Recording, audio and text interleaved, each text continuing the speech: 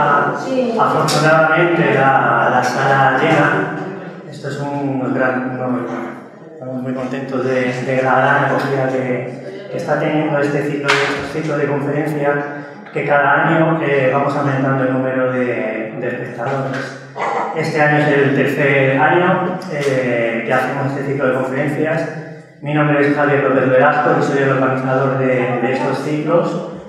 Y bueno, a lo largo de estos próximos meses vamos a hacer un recorrido por Ciudad Real, por la provincia de Ciudad Real, dado que el título del evento es Viaje Patrimonial por la provincia de Ciudad Real. Entonces vamos a contar, en primer lugar tenemos aquí a Rubí Fernández, que nos hablará sobre algunos lugares de Ciudad Real. Ella es ciudadaleña y nos va a aproximar un poco a elementos y espacios culturales que seguramente pasamos todos los días por ahí y no nos paramos a pensar y a reflexionar qué es lo que hay dentro o nos va a impresionar. Vamos a contar también con Cristina Copado, que el año pasado también estuvo con nosotros haciendo unas charlas. Ella es de Almadén y nos hablará de almadenejos y de las minas de Almadén. No va a repetir la del año pasado, es algo diferente a lo que hizo el año pasado en su charla. Creo que va a ser bastante atractiva porque va a hacer un viaje guiado por el interior. El año pasado habló por la parte del exterior, explicó algunas cosas superfluas y este año vamos a introducirnos en su interior. Y también vamos a contar con Javier García Lozano, que es un restaurador también ciudadrealeño, ha trabajado para la Junta de Comunidades de Castilla-La Mancha, ya le conoceréis cuando le toque. Nos va a aproximar a la Torre de Juan Abad y a un museo de ciencias naturales que sorprendentemente tenemos aquí en la localidad y muy poca gente conoce. Es el Museo de Ciencias Naturales de Julia Muela, que está en el Instituto Juan de Ávila. Entonces, bueno, él hizo también la restauración de las piezas que se incluyen en ese museo y pues nos hablará del proceso de restauración. Pero antes de que llegue todo eso, vamos a hablar sobre un personaje muy histórico aquí y muy querido en Ciudad Real, como es doña Elisa Cendrero, y sobre su familia, su historia y el edificio que acoge la colección de su persona. Va a hablar para ello Rubí Fernández, que es licenciada en Historia del Arte por la Universidad de Castilla-La Mancha. También tiene un máster en Patrimonio Histórico, un Patrimonio Histórico de Investigación y Gestión. También ha sido técnico superior de Guía y Turismo, Guía Turística Oficial. Y bueno, en la primera edición de este ciclo de conferencias nos habló sobre las virtudes y la simbología de la escritura, la iconografía y todo eso. El año pasado habló sobre los camarines de la provincia de Ciudad Real y sobre la casa de Hernán Pérez del Pulgar, que curiosamente es el edificio en el que estamos impartiendo estas conferencias. Entonces, bueno, pues no me voy a dilatarme mucho más, voy a ceder la palabra a la compañera Rubí y bueno, pues queda inaugurado este ciclo de conferencias con el arranque de esta charla. Espero que la disfruten y muchas gracias.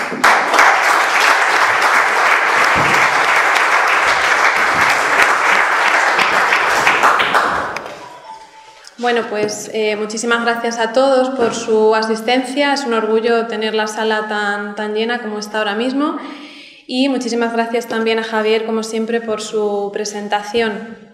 Y bueno, pues como bien ha dicho mi compañero, la pequeña charla de hoy va a estar centrada sobre todo en uno de los edificios más emblemáticos que tenemos aquí en Ciudad Real, pero lógicamente pues también vamos a hablar un poquito sobre su antigua propietaria para pues conocerla si no la conocen, aunque yo creo que es difícil porque, como bien ha dicho también mi compañero, es una mujer, un personaje muy querido aquí en Ciudad Real.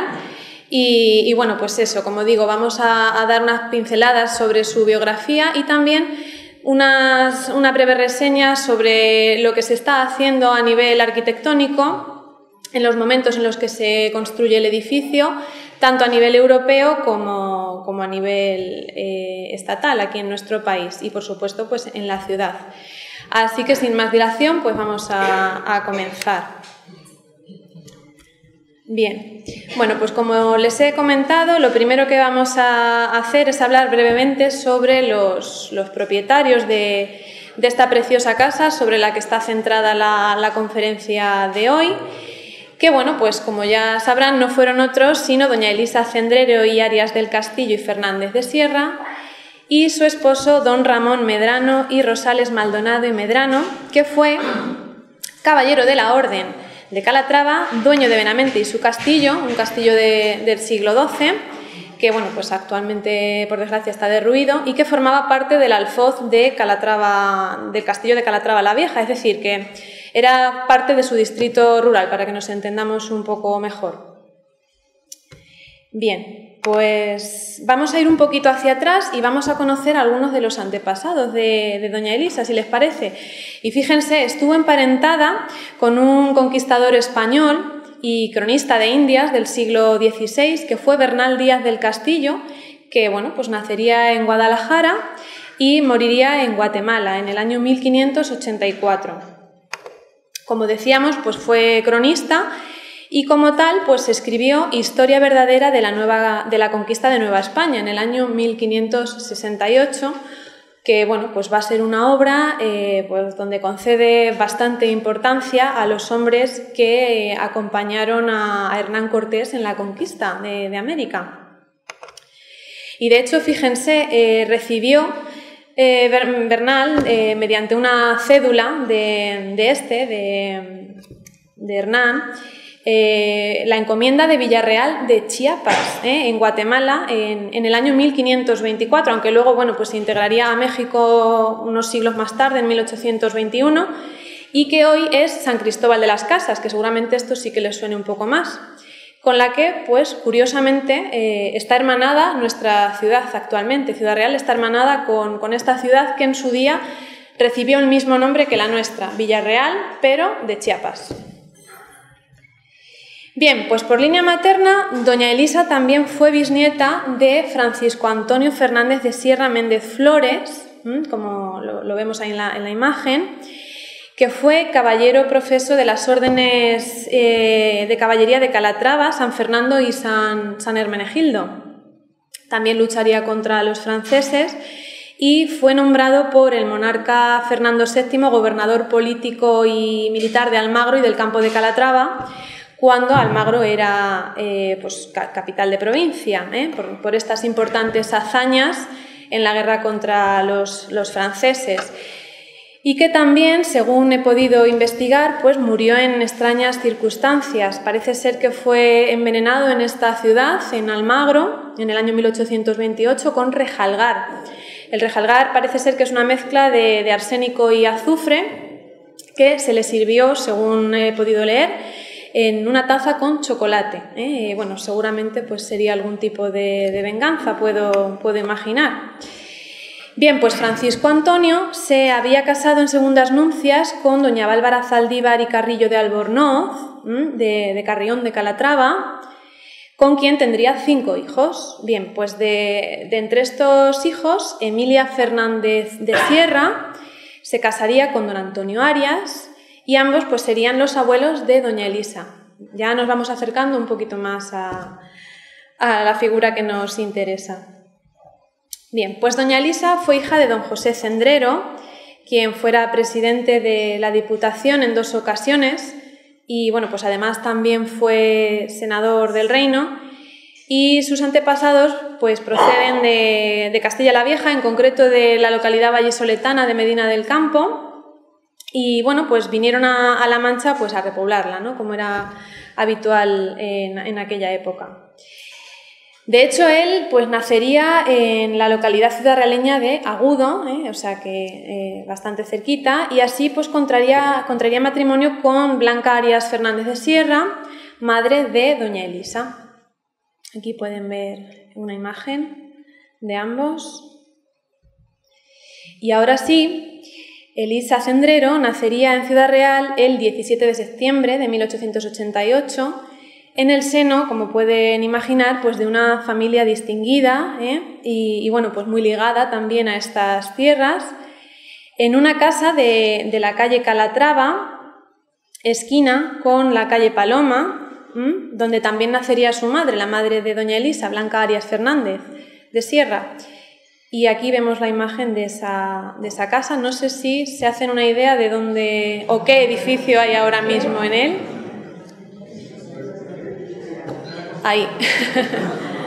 Pues ese es el edificio, si no estoy equivocada, que ocupa ahora mismo el solar en el que estaba esta casa. Bien, pues volviendo un poquito a la vida de doña Elisa estudiaría en el Colegio San José de aquí de Ciudad Real, también aprendería francés, estudiaría piano. A lo largo de su vida, pues como se pueden imaginar, pues se codearía con personalidades de la política y la cultura. De hecho, pues conoció a los pintores Ángel Andrade y Carlos Vázquez, con los que tuvo amistad. Y bueno, pues en resumidas cuentas podemos decir que contó con una vasta formación y amplios saberes, además de ser una persona pues muy generosa y caritativa. Y ya el 27 de abril de 1914, cuando contaba con 26 años, contraería matrimonio con Ramón Medrano, que sería diputado por el Partido Liberal, perteneciente pues, a una de las familias también más ilustres de La Mancha. De hecho, su tío abuelo, el tío abuelo de Ramón, don Diego Medrano, fue ministro de Gobernación en el año 1822. Y bueno, pues para conocer un poquito también sobre su persona, pues bueno, Ramón Medrano fue hijo de don José Medrano y Maldonado, caballero Gran Cruz de Isabel la Católica, maestrante de Granada y diputado también por Ciudad Real, y de su sobrina María Teresa Rosales y Medrano. Y siendo jefe de fomento, fíjense, promovería la primera feria de ganados que se celebró en Ciudad Real, concretamente en el año 1914. Ahí tenemos unas imágenes que bueno, pues nos muestran a don Ramón con Canotier, no sé si lo ubican en la foto de la derecha, en esa primera feria que se celebró en Ciudad Real. Y bueno, pues asimismo también sería nombrado por Alfonso XIII, el rey Alfonso XIII, en un acto de investidura, caballero militar de la Orden de Calatrava en el año 1921, pero fallecería tan solo un par de años después por neumonía en enero de 1923. Doña Elisa fallecería en Ciudad Real unos años más tarde, el 29 de abril de 1977, pero fruto de su matrimonio nacieron dos hijas, Elisa y María Jesús, y Elisa sería la única con descendencia, siendo su hija pues doña Elisa Céspedes Medrano.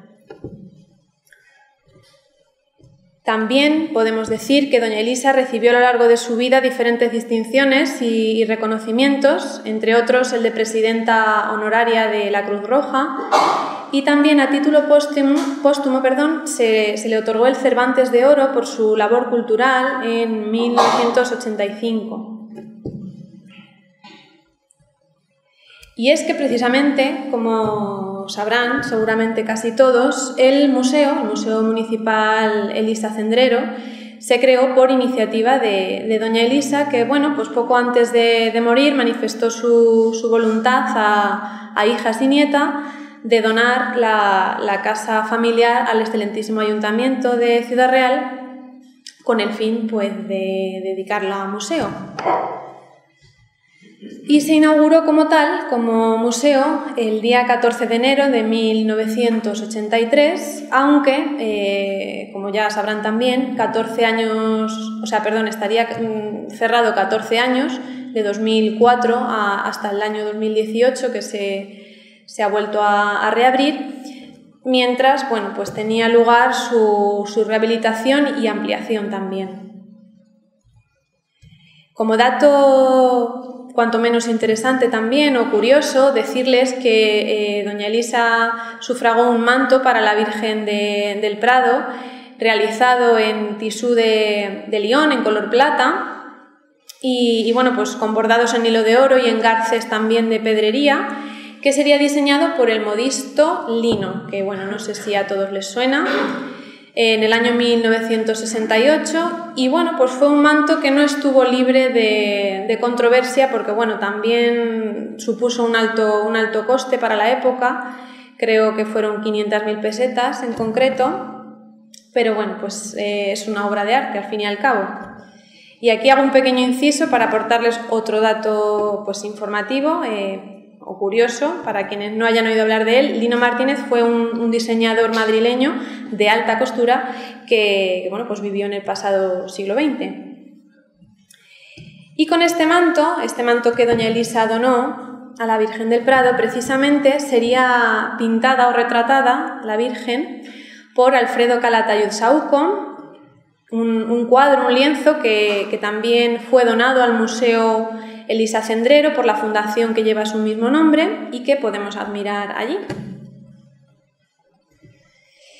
Y bueno, pues ahora que sabemos un poquito más de los propietarios de esta maravillosa casa, pues vamos a dar unas pinceladillas así por encima sobre lo que está pasando en la arquitectura en estos momentos, a principios del siglo XX.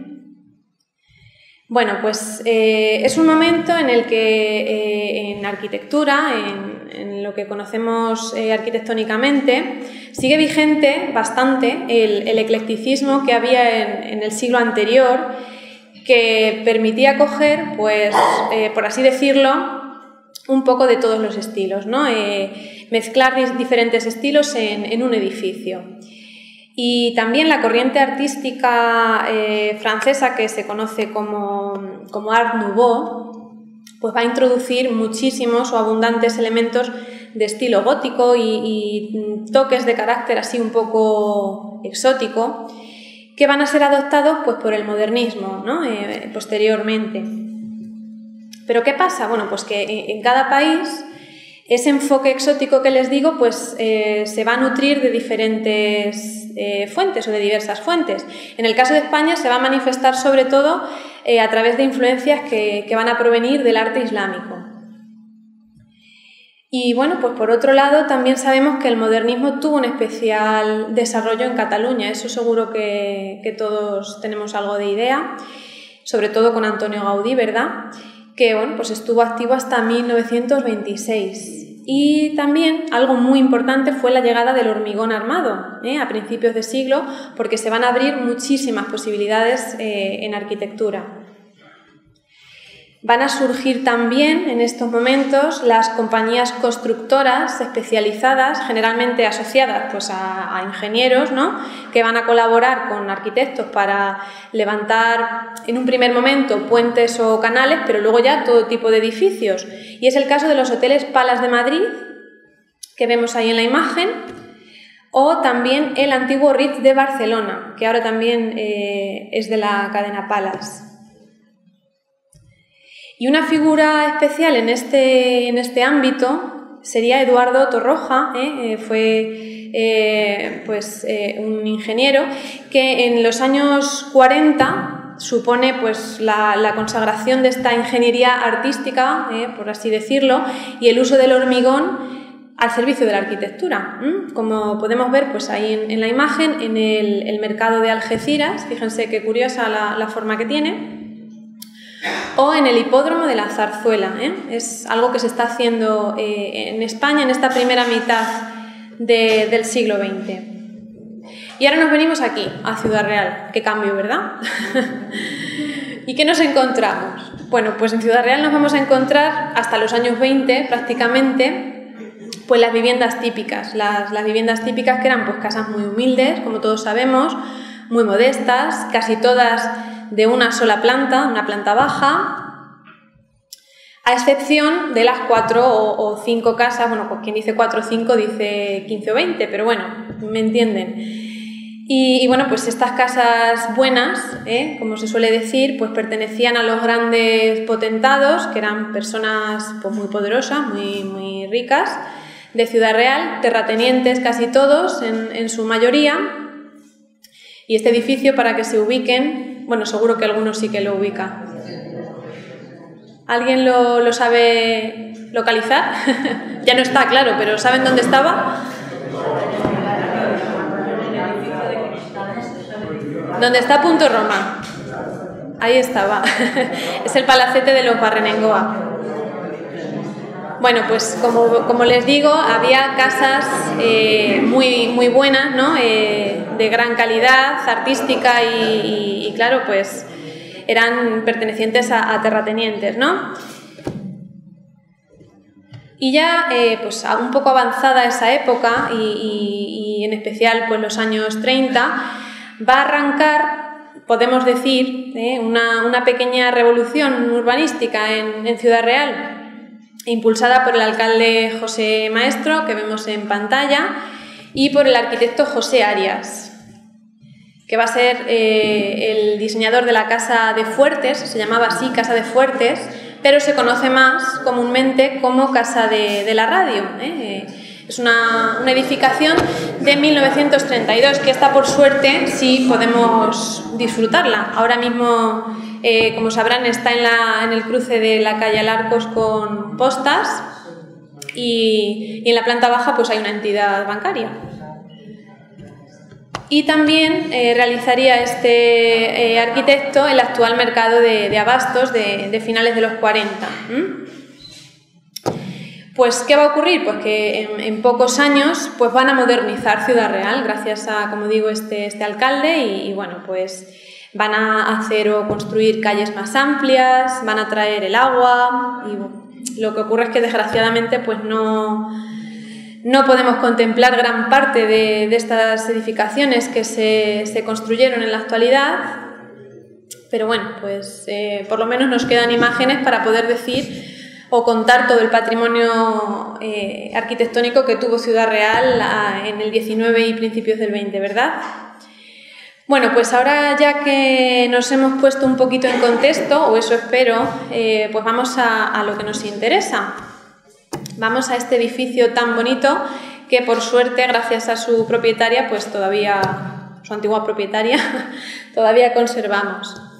Bueno, pues este edificio pues es un ejemplo de ese incipiente modernismo del que hablábamos, que empezaba a hacer acto de presencia en Ciudad Real y bueno, pues su construcción se puede fijar en torno al año 1917, diseñado por el arquitecto Florián Calvo, que fue arquitecto municipal, un arquitecto que sustituyó a Sebastián Rebollar a partir de 1902 y el maestro de obras parece ser que fue un tal Agustín Romero. Bueno, pues el edificio, como nos adelanta la fachada, ¿verdad? Pues consta de 2 plantas, de 2 niveles y presenta lo que es el edificio en sí, sin contar los patios, cuenta con una estructura bastante rectangular.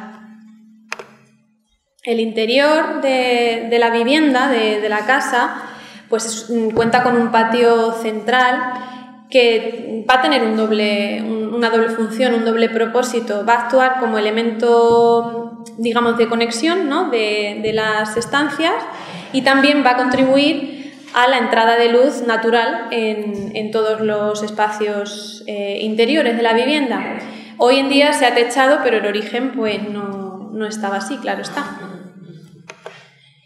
Y aquí vemos la planta de la calle, o sea, perdón, del piso bajo, que va a ser sin duda, bueno, pues este edificio va a ser un ejemplo de la arquitectura burguesa del siglo XX, aunque mezclado también, hay que decir, con elementos propios de la arquitectura manchega, ¿no? De la típica casa solariega, un poco pues con palacete. Es una mezcla muy curiosa, ¿no?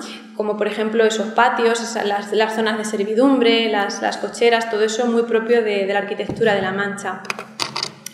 En definitiva, bueno, pues es un edificio que por sus características, nos habla de quiénes fueron sus propietarios, porque además fíjense dónde se ubica, a poco más de 200 metros de la Plaza Mayor, es decir, una zona muy buena de la ciudad, muy céntrica. Bien, pues la fachada destaca, como se puede apreciar yo creo en la imagen, una axialidad total, ¿no? Es decir, que es totalmente simétrica, con la puerta de acceso en el centro de la planta inferior y el mirador en el centro de la planta superior. Y se remata, como pueden ver, con una especie de frontón, intentando ahí pues eso, el estilo modernista, como si fuese una moldura, y resulta todo ello un conjunto pues muy equilibrado. Además, esta moldura, que la vemos aquí un poquito mejor en detalle, cuenta con el escudo de los Medrano. Esto, como sabemos, el contar con el blasón en la casa, pues era muy típico de las casas familiares adineradas, puesto que con ello se daban cuenta de la importancia y antigüedad de sus linajes. Y aquí lo vemos un poquito mejor, y además, para mí hay una curiosidad que espero no equivocarme, pero intuyo que puede ser así. Y es que el escudo del apellido Medrano, según he encontrado, es tal cual lo ven en el dibujo en color que tienen a la derecha, únicamente con una banda de sable y 8 sotueres de oro. Los sotueres son las crucecitas en aspa, en términos de heráldica. Pero en el de la fachada, si se fijan, parece que se intuye lo he marcado ahí en rojo, parece que se intuye una cruz, con lo cual podríamos pensar que este escudo pudo ser colocado tras el nombramiento de don Ramón, cuando, como les comentaba al principio, es nombrado caballero de la Orden de Calatrava en 1921, así que yo pienso que podría ser posterior a ese nombramiento y se quiso incluir esa cruz de la Orden de Calatrava, porque podría serlo. Es que está muy deteriorado y no logro acertar qué cruz es, pero me ha dado por pensar eso. Y bien, volviendo a la fachada, como vemos, pues está realizada en piedra arenisca blanca de Novelda y granito también grisáceo, que bueno, pues parece ser que procede de la zona de Toledo y crea una combinación cromática pues muy armónica, ¿verdad? Y también, lógicamente, encontramos tanto en puertas como ventanas, pues madera, ¿no? La rejería, por su parte, es de la fundición de Puertollano, procede de Puertollano. Y ahora una curiosidad que seguro que no se han percatado de ella. Si nos fijamos en los llamadores los tiradores sobre todo, son muy curiosos, son obra de Joaquín Ibarrola Izquierdo, que no sé si les suena, fue un profesor de la Escuela de Artes y Oficios de aquí de Ciudad Real. Son del año 1916, pues si se fijan ponen el nombre del señor de la casa, Ramón Medrano. Vamos a ver si lo vemos mejor. No sé si lo aciertan a ver. Bueno, pues como saben, don Ramón era el esposo de doña Elisa y es un detalle que nos vuelve a indicar pues ese estatus de la familia, porque pocas personas, creo yo, que tendrían en su casa, en los tiradores, su nombre. Y también, como curiosidad, decirles que Ibarrola ganó un concurso de cerrajería con estos tiradores. Pero fíjense lo que va a ocurrir con la casa. Bueno, pues como pueden imaginarse, durante la Guerra Civil la casa es expropiada a la familia para convertirse en cuartel de zona y caja de reclutas, que bueno, pues al mando del teniente coronel Cabello, pues la casa quedó en bastante mal estado, pero la familia pudo regresar a ella y recuperarla, claro, no sin una restauración importante, en el año 1940. Y ahora ya sí, pues vamos a pasar a esta preciosa casa. Ahora, la planta baja, hemos de saber que ni mucho menos está como debió estar en su momento, puesto que ahora mismo, como saben, se ha adaptado a necesidades funcionales propias de un museo, ¿no? La planta baja prácticamente son salas de exposición y, como les digo, pues no tienen el uso que tenían en su día. Pero bueno, aquí vemos el zaguán de entrada, como vemos, con una puerta de estilo mudéjar al fondo, que es lo que les decía antes. Ese es otro ejemplo de ese modernismo incipiente que empieza a haber en la ciudad, y da acceso esa puerta ya al interior de la vivienda. Aquí la vemos un poquito mejor.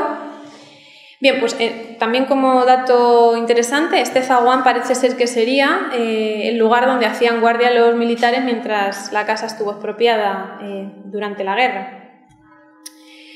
Pero, ¿cómo eran estas casas en su contexto original? Las casas pues burguesas. Bien, pues ya saben que la planta noble, la planta más importante, siempre es la superior, la primera, ¿no?, a la que se sube, que es la imagen que vemos en la fotografía. Por tanto, la planta baja, que es esta otra que tenemos aquí dibujada, tendría pues un marcado uso social, podríamos decir, ¿no? Era donde la familia pues recibía a los empleados, que no serían pocos, porque recuerden que bueno, pues, la familia tenía muchísimas explotaciones agrarias. Bueno, pues también estaría, parece ser, la capilla, porque la casa, si no la conocen, cuenta con una capilla. Parece ser que en un primer momento también estaría la capilla en la planta inferior, que ahora la vemos arriba.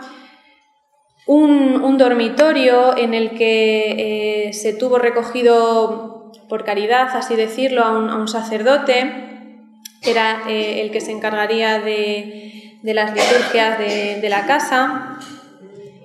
Y ahora, pues como ya he dicho, la planta baja cuenta con salas de exposiciones que nos enseñan y nos muestran las colecciones que hay en el museo. Aquí vemos esa Virgen del Prado que les comentaba antes, pintada por Alfredo Calatayud, con el manto que doña Elisa donó. Y también había en la planta baja, parece ser, una estancia muy especial, que era un dormitorio que estaba destinado a alojar a Rafael Gasset Chinchilla, que seguro que también tenemos idea o ligera idea de quién fue.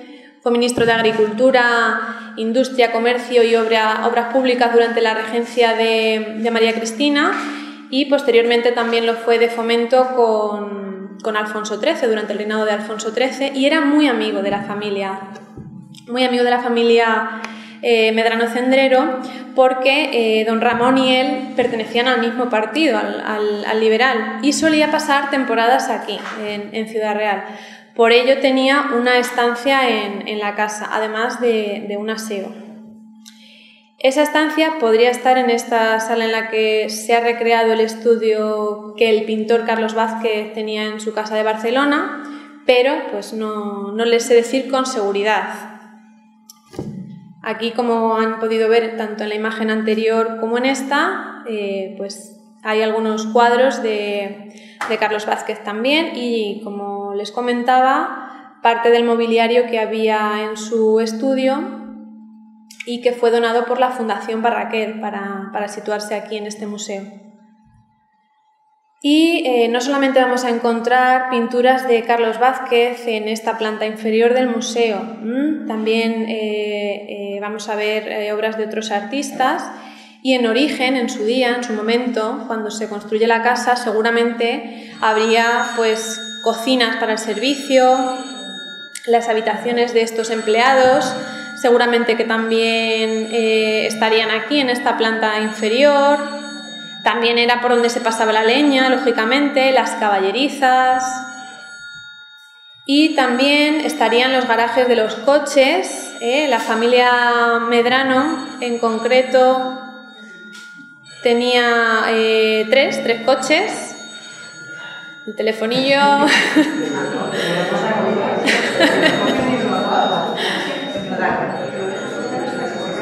No pasa nada. Bueno, seguimos. Bueno, pues como les decía, la familia Medrano contaría con 3 coches, un Ford y un Packard que vemos en pantalla ahora mismo, y un Buick del año 1550, vamos, la fotografía data de 1554, junto al que precisamente vemos a doña Elisa retratada.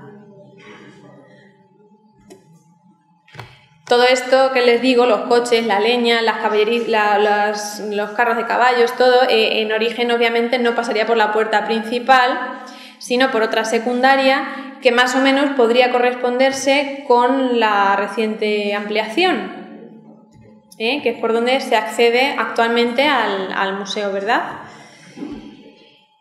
Que todo esto que vemos ahora, esas pinturas que cuelgan en este pasillo de la parte que se ha ampliado, pues está ubicado en lo que sería, pues eso, uno de los patios. Y fíjense también qué cosa más curiosa, en uno de esos patios de la casa también estuvo situada durante unos años la redacción del diario La Tribuna de Ciudad Real, porque entre 1918 y 1923 el marido de doña Elisa, don Ramón Medrano, pues adquirió la cabecera de este periódico, en concreto por 900 pesetas. Y además, con esta última ampliación se han descubierto, han salido a la luz unas cuevas. No sé si han oído hablar de ello en prensa o lo han visto en fotografías en el museo, que también están expuestas. Bueno, pues se trata de unas cuevas que están excavadas en la roca natural, vaya, y en las que hay unas oquedades, en concreto creo que son unas 26. Y bueno, pues era como imaginan y sabrán, porque en muchas casas de nuestros abuelos, de nuestros padres, pues había cuevas de este tipo, ¿no? Es muy habitual que contasen estas casas antiguamente con ellas, porque bueno, pues no teníamos frigoríficos, ¿verdad?, para guardar los alimentos, y se usaban pues como eso, a modo de fresquera o bodega, la típica cueva bodega, destinada pues a eso, a guardar agua, vino, el aceite, los quesos, algunos alimentos. Aquí vemos otra imagen. El problema es que a esto no se puede acceder, no es visitable de momento. Lo curioso también de esto es que la familia Cendrero parece ser que nunca conoció la existencia de estas cuevas, Parece ser que datan del siglo XVII y podrían pertenecer a la vivienda que hay justo al lado del museo, no la que ocupa propiamente el museo. Y en ella pues aparecieron restos de cerámica de lujo, también apareció cerámica de Manises, si no estoy mal informada, e incluso, fíjense, una taza que ponía Antonio, pero no sabemos quién es este Antonio, lógicamente. Y ya antes de subir a la planta superior, pues informarles un poquito también sobre de quiénes pueden contemplar obras, aparte de Carlos Vázquez, que ya lo hemos citado, o Alfredo Calatayud. También van a poder ver dibujos magníficos de Joaquín Araujo Ruano, de Ángel Andrade, de Lorenzo Aguirre, de Gloria Merino, que es una pintora magnífica que desde niña ha estado asentada en Malagón y tiene expuesto en el Reina Sofía, también ha expuesto en la Hispanic Society de Nueva York, que por cierto hace muy poquito ha recibido un homenaje en Malagón. Bueno, pues obras de todos estos artistas pueden contemplar en la planta baja de este museo. Y ya pues nos topamos con la escalera que nos da acceso a la planta superior, que como ven pues cuenta con una barandilla de hierro forjado, con motivos florales, muy Art Nouveau, como les decía, o modernista en castellano, con un pasamanos también de madera de pino. E igualmente interesantes pues son los reposteros con los anagramas familiares Medrano-Cendrero, que fueron pintados, fíjense, por Ángel Andrade, y se pueden admirar justo al terminar la escalera, al subir a la planta superior. Y nada más llegar a esta planta de arriba, pues nos recibe un precioso retrato de doña Elisa a pastel, pintado por un pintor valenciano, que no sé si conocerán, se llama Ismael Blat, y fue pintado en 1927.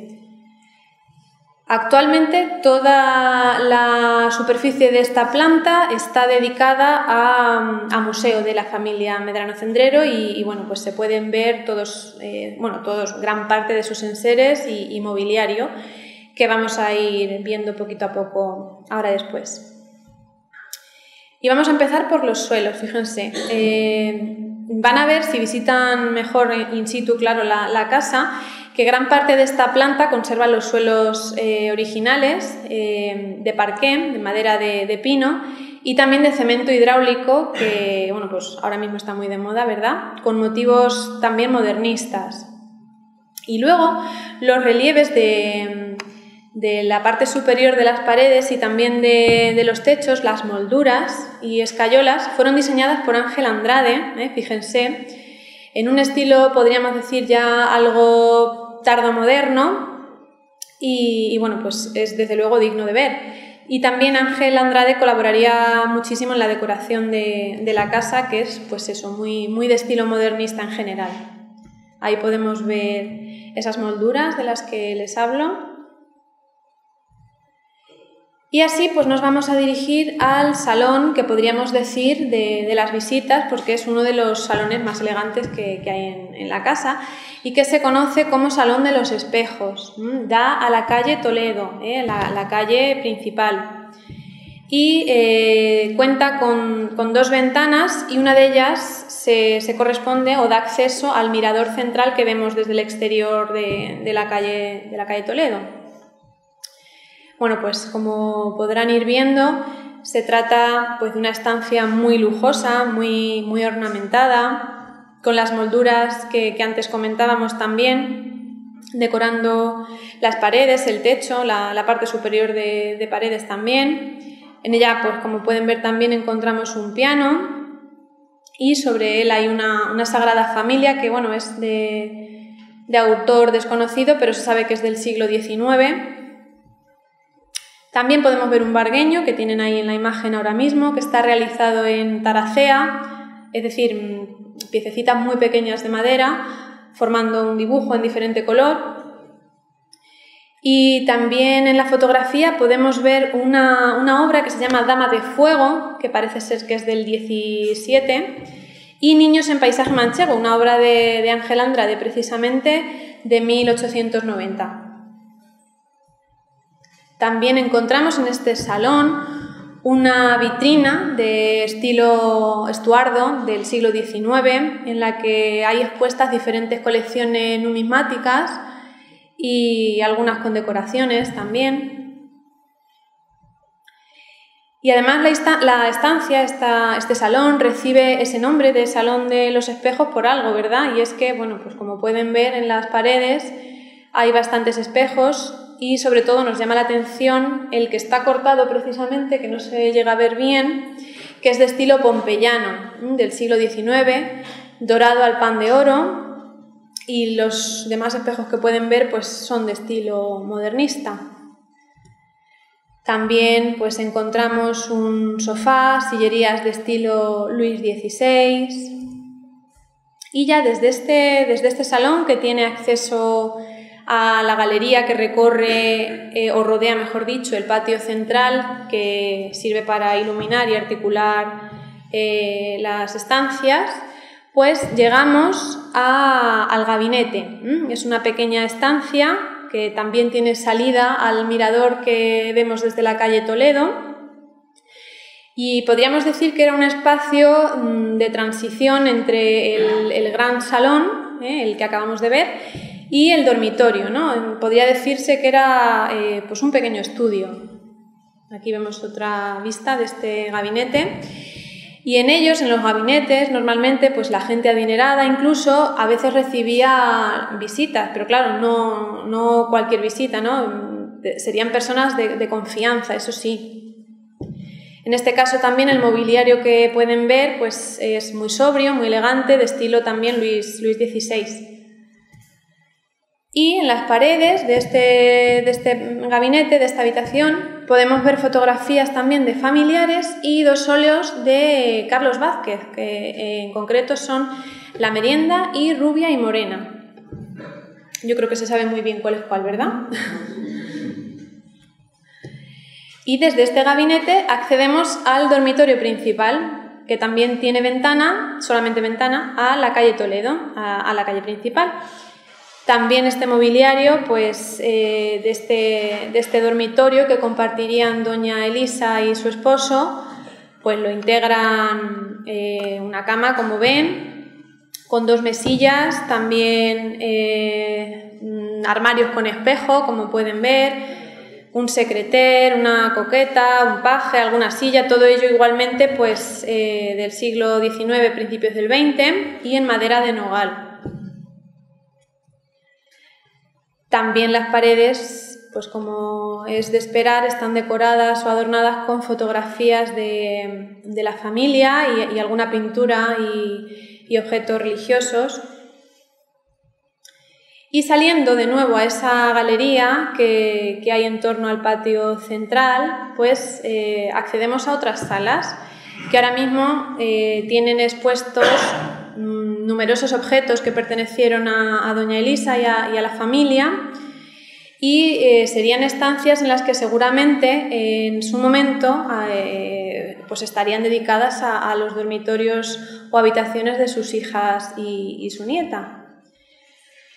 También como buena dama de la alta sociedad, pues a doña Elisa le gustaba estar al tanto de las tendencias de moda, ¿verdad? Y actualmente pueden contemplarse recortes y figurines de un periódico que se llamaba La Moda Elegante e Ilustrada, del año 1863, y los tienen enmarcados en las paredes de estas habitaciones.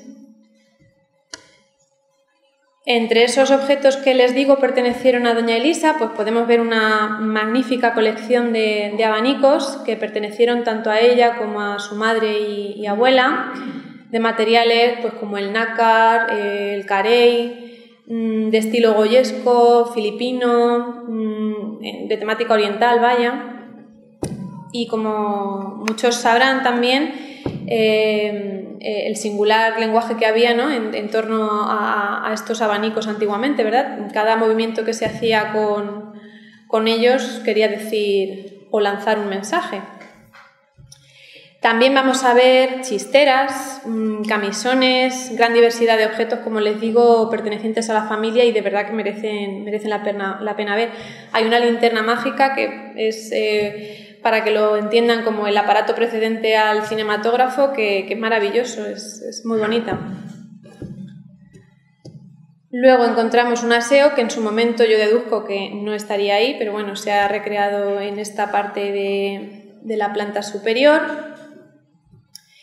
Y llegando al otro extremo de la casa, tenemos actualmente ubicada la capilla, que como les decía anteriormente, según he podido leer, antiguamente estaba en la planta inferior y se traslada a esta planta de arriba cuando a doña Elisa ya le cuesta bajar las escaleras, y por eso, bueno, pues por comodidad imagino que la sitúan arriba.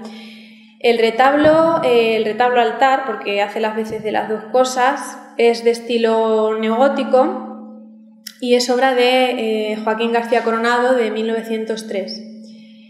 Y la imagen de la hornacina central, justo delante de un crucificado, pues es una dolorosa.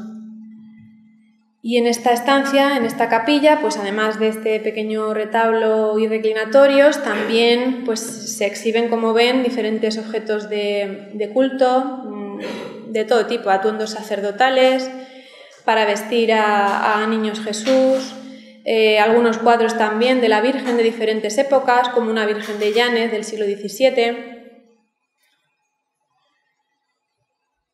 Igualmente también, fíjense, a lo largo de las galerías o corredores también podemos ver conjuntos de armas blancas, como ven que están colocados en las paredes sobre soportes ornamentales, que van desde el siglo XVI hasta el XX, hay de muchísimas épocas.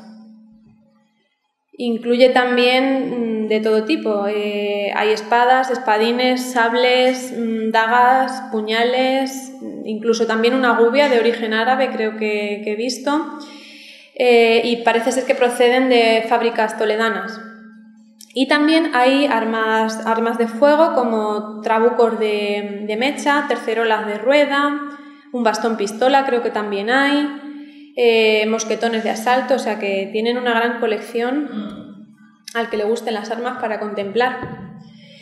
Y también es posible admirar, como ven en la imagen, pues una colección de libros que perteneció a la familia, que está integrada por volúmenes desde los siglos XVII hasta el XIX aproximadamente, en una pequeña estancia que ahora mismo se ha dedicado a biblioteca, pero que en su día seguramente pues sería un dormitorio también.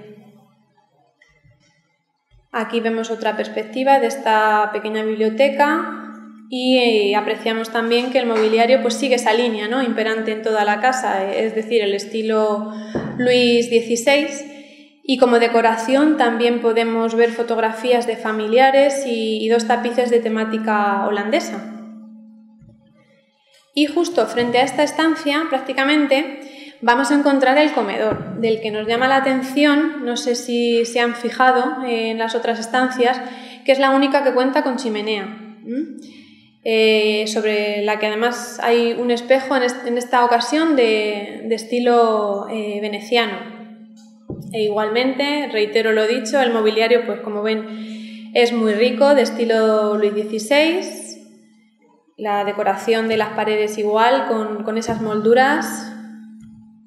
También cuenta esta sala con vitrinas en las que se exponen vajillas de la Cartuja de Sevilla Pickman. Cerámica de Talavera expuesta también en las paredes, cerámica de Portugal, de estilo oriental. También no sé si se aprecia una pequeña camarera, que era, bueno, pues como sabrán, para llevar el servicio de comidas. Y el frutero, fíjense, el frutero que se ve en la mesa, sobre la mesa es de alabastro, es una maravilla.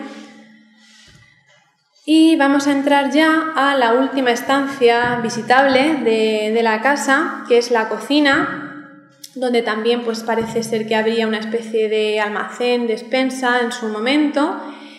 Y actualmente, pues como pueden apreciar en la foto, espero que se vea más o menos bien, pues hay muchísimos enseres y objetos que, bueno, pues proceden o bien de las explotaciones agrícolas que tenía la familia o de la propia casa, ¿no? Podríamos decir que es casi un pequeño museo etnográfico en esa habitación, porque hay además objetos desde finales del siglo XIX y principios del XX. Y bueno, pues ya hemos terminado nuestra pequeña visita, hemos recorrido muchos metros cuadrados en muy poco tiempo y bueno, pues espero que hayan podido ir viendo un poquito esas características de las casas nobles del siglo XX, pues también imaginando un poco cómo sería la vida de sus moradores a través de esos maravillosos objetos y mobiliario, claro. Espero que hayan disfrutado y si no la conocen, la vivienda, el museo, espero haberles suscitado el suficiente interés como para ir a visitarla, esta magnífica casa museo en el corazón de Ciudad Real, que bueno, pues es una pequeña joya que hemos tenido la suerte de conservar gracias a su antigua propietaria y a sus herederos. Y bueno, pues muchísimas gracias por su atención.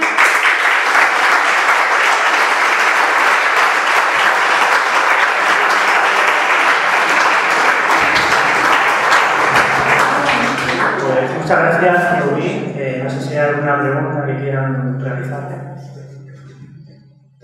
Sí, por ahí. Quería preguntar una cosa. ¿Se descubrieron en un edificio al lado monedas sí. que están ahora en el Museo Provincial? No sé dónde han ido a parar esas monedas, pero sí parece que salió un saquito con... En el Museo Provincial. En el Provincial. Sí que aparecieron, lo he leído también. En las cuevas. Eso es, sí. Pues seguramente algún tipo de tesorillo que alguien pues escondió en su día para que no se lo quitasen y al final pues ahí quedó perdido. Sí. ¿Alguna cuestión más?